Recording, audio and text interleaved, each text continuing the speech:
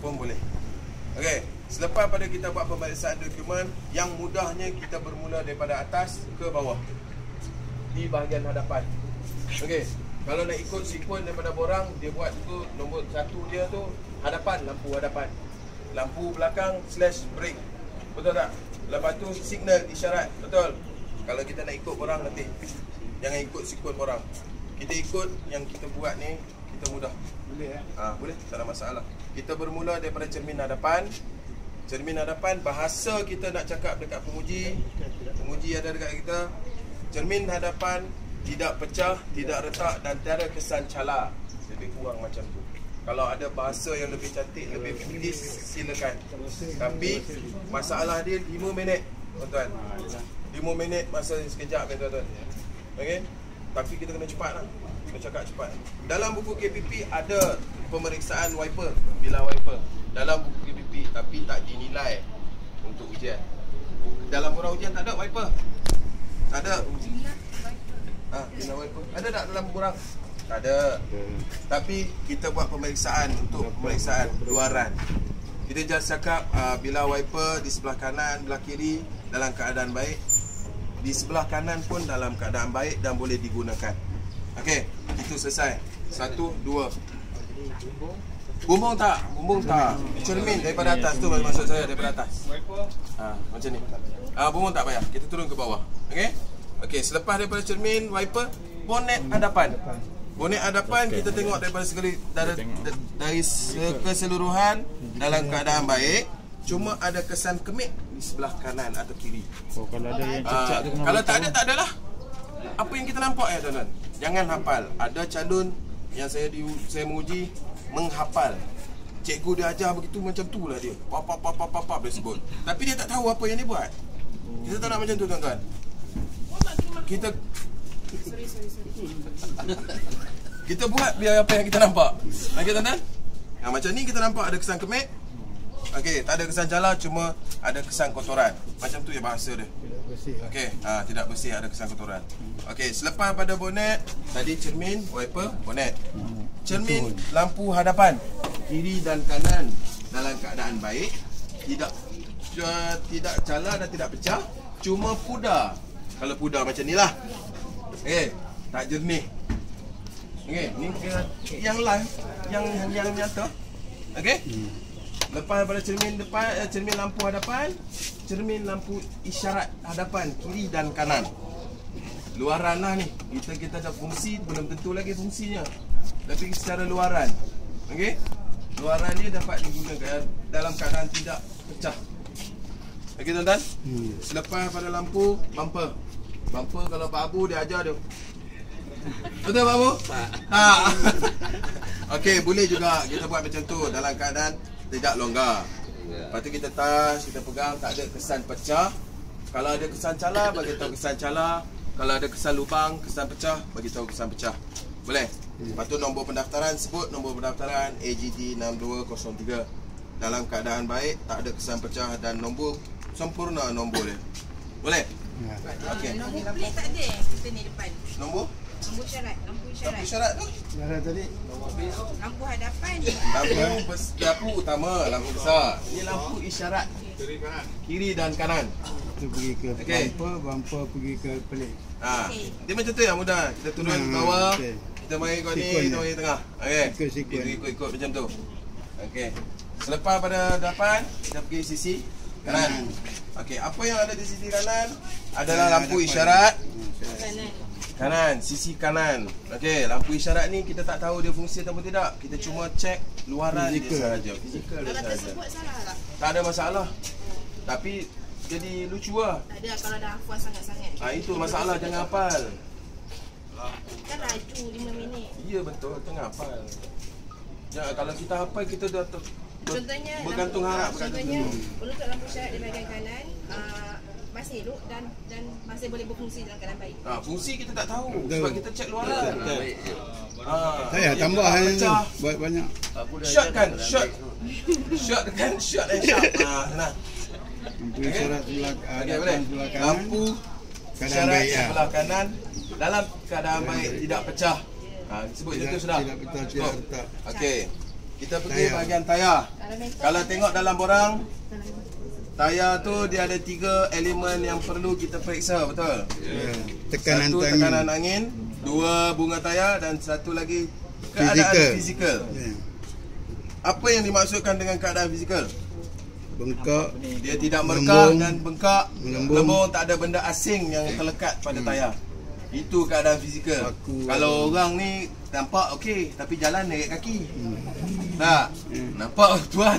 Wah, macam Pak Abu tapi sihat lagi. Ha, itu nak. Tengok umur tua. Kita apa tua muda. Keadaan fizikal ni dia melibatkan okey, keadaan fizikal tayar tidak bengkak, tidak merkah dan tiada benda asing. Maksudnya paku lah, benda asing ni paku, kaca. Kita kena duduk macam ni lah. Jangan menonggeng Tolonglah jangan menonggeng. Kita hormat sikit. Yes, kita hormat lah orang Kita duduk macam keadaan ni memang sakit kaki. Tak, maksud saya kalau apa ni besok masa test kena buat semua sekali macam ni. Bukan macam kita jam macam budak dah lebih kurang. Tak nak macam tu. Itu lebih kurang tu. Masalah tu lebih kurang. Sebab tu orang panggil macam ni. Sebab tu orang panggil main khusus. Kita dah duduk on sampai mati tu. Dia ada 3 elemen yang di tayar ni kita cek. Tekanan angin, bunga tayar dan fizikal. Andai kata penguji tu tanya saiz tayar, tahun diperbuat, andai kata gagau lah Pak Abu mencari rim berapa dia pakai, entahlah 13 ke 12. Ini dia pakai kod dia. Okey, ini 15570R12. Okey, 73T dia tulis sini. Ini saiz tayar dia 155 lebar tayar, 70 ketebalan tayar, R ni radius 12, rim 12. Okey, tahun diperbuat, dia tulis kat sini, dia ada marking dia macam ni, ada star. Lain brand, lain jenis tayar, lain dia punya marking dia. Okey, macam ni. Ada setengah tu kedai tayar dia sengaja dia jual tayar lama, tapi dia tak nak bagi orang tengok, dia terbalik ke belakang. Dia nombor ni dia ada sebelah bang. Dia tak ada dua-dua belah. Jadi dia sini 32 ni minggu bang. Okey tuan-tuan, 32 ni minggu tahun 2012. Tayar kita tahan lama mana Pak Abu? 3 tahun. Tayar. 3 tahun. Setahun dah, itu kuat jalan. 3 tahun. Paling kalau tak bergerak kenderaan tu duduk statik ataupun tayar tu disimpan, dia boleh tahan dekat 4 tahun ya bang. Paling maksimum lah tu 4 tahun. Tak guna langsung. Tak guna langsung. Oh, tu yang dia orang jual murah. Itu yang dia orang jual murah, betul.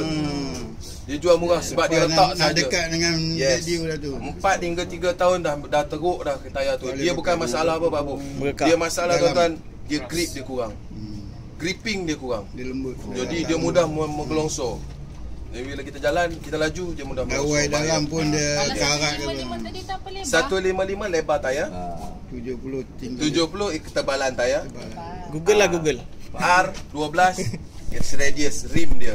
Rim dia 12. 73T ni, 73T ni dia untuk kegunaan, dia ada high pressure untuk kepanasan tahap mana dan kelajuan kenderaan tu boleh pergi tahap mana. Possible dia akan tanya tak? Benda tu tak, yang 73T tu mungkin dia tak tanya. Mungkin dia akan tanya saiz tayar dengan tahun diperbuat. Tahun diperbuat ni dia minggu. Korang kalau kita ada asas tu kita boleh lah jawab. Ya, betul tu. Langsung. Itu senang minggu ke-32 tahun 2012. Okey, betul. Tapi dia jadi confuse juga. Dia ada juga ni macam ni.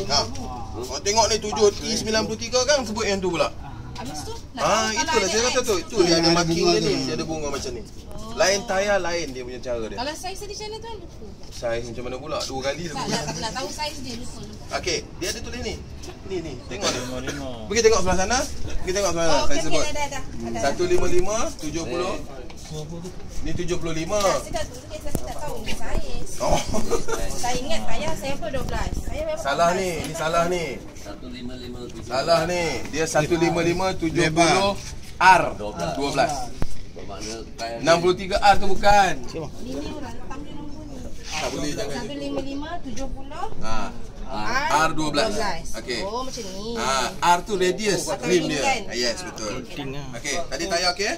Apa dia tu? Ni dia punya ni. Itu minggu ke-32 tahun 2012. X tu minggu tu. X tu ada coding kod factory tu kilang punya. 32 tahun pengenalan 2012. Okey? Okey, settle untuk tayar. Ya. Okey, kita pergi sebelah sisi. Cermin sisi sebelah kanan. Kalau bahasa kita nak diuji, kita cakap cermin sisi di sebelah kanan boleh dilaraskan.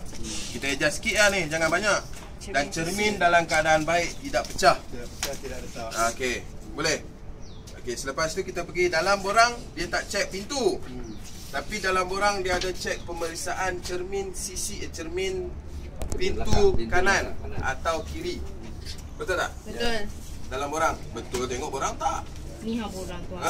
Tengok tak? Tak. Ada. Okey. Cermin pintu hadapan. Dia tulis. Okey, kiri dan kanan. Okey, bahasa kita nak cakap dekat penguji. Sorry. Boleh Okey, cermin sisi, cermin pintu kanan tidak pecah, tidak retak dan boleh dilaraskan atas dan bawah. Boleh? Selepas tu cek getah pintu dalam keadaan baik. Keseluruhan pintu boleh ditutup dengan rapat. Keseluruhan di luaran pintu terdapat kesan kemik di bahagian bawah. Macam tu je. Luaran. Cara cakap tu yang nak. Bahasa dia tu, bahasa dia. Saya tak pandai bercakap apa-apa. Okey lah tu. Kalau saya tak adalah kalau dengan budak-budak kan. Semua baik. Ini dalam keadaan baik tau. Tak pecah, tak Baik ya. Dia tu. Selepas bila kita cek di keseluruhan pintu sebelah kanan ni, kita buka boot depan untuk jimatkan masa. Buka bonet depan dan boot belakang.